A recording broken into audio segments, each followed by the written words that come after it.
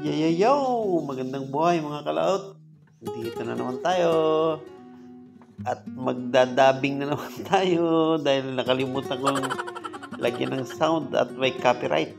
So, dito ako guys sa aming terrace at naglaro-laro muna ng aking mga doggy.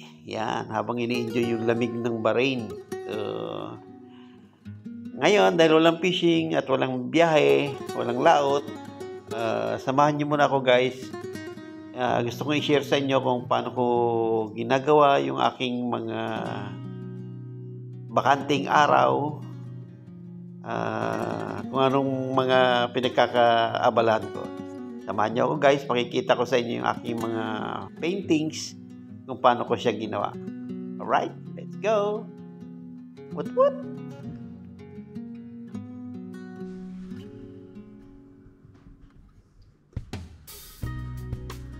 Ito yung mga gawa natin guys. Di-display na natin.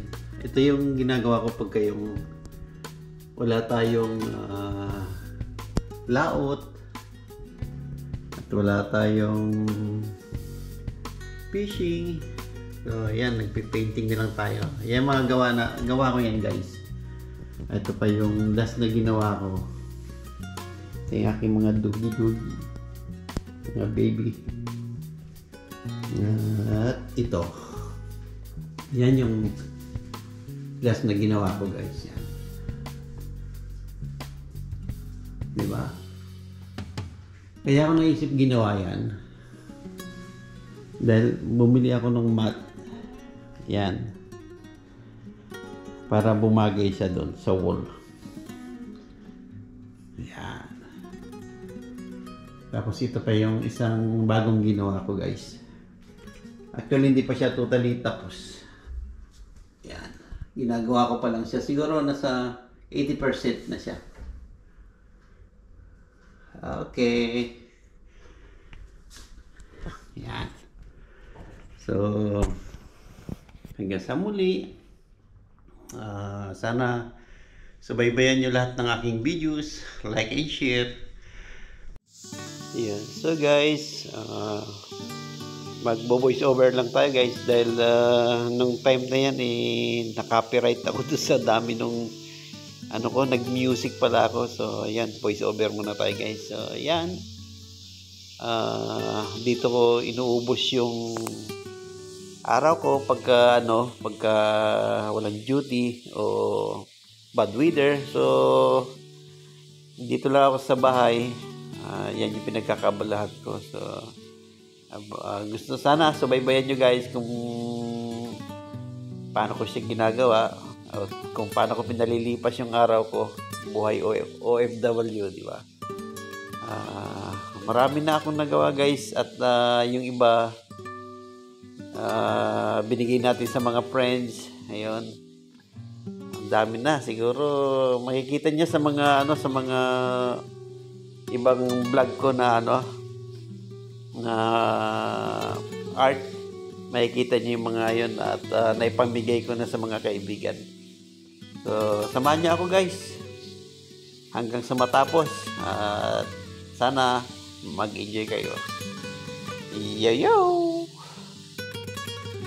Yun nga pala guys, nalimutan kong sabihin, yung ginagamit ko ay acrylic paint yun and canvas.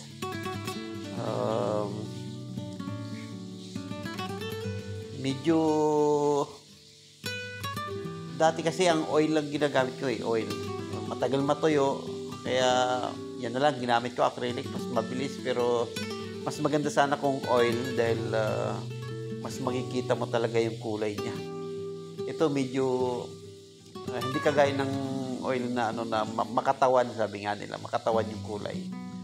Pero okay na yan, pang display lang naman sa bahay, di ba? So, yun, subaybayan nyo guys. Sana hanggang matapos at hindi kayo magsawa. Salamat!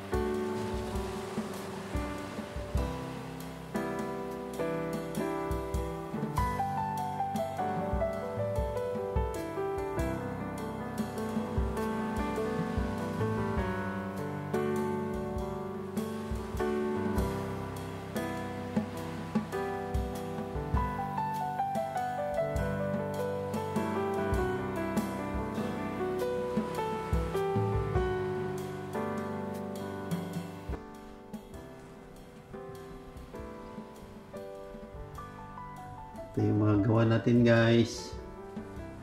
Di-display na natin. Ito yung ginagawa ko pagka yung wala tayong laot at wala tayong fishing. So ayan, nagpi-painting na lang tayo. Yan mga gawa ko yan guys. Ito pa yung last na ginawa ko. Ito yung aking mga dugi-dugi, mga baby. At ito. Yan yung last na ginawa ko guys. Yan. Diba? Kaya ako naisip ginawa yan. Dahil bumili ako ng mat. Yan. Para bumagay siya doon sa wall. Yan. Tapos ito pa yung isang bagong ginawa ko guys. Actually, hindi pa siya totally tapos. Yan. Ginagawa ko pa lang siya. Siguro nasa 80% na siya. Okay. Yan. So, hanggang sa muli. Sana subaybayan nyo lahat ng aking videos. Like and share. Babush! Mga kalaot. Bye-bye. Yo! Hanggang dito na lang, mga kalaot, sa muli. Sana palagi niyong subaybayan yung ating mga video. At salamat sa pagsubaybay. God bless. I love you all. Mama, chup, chup.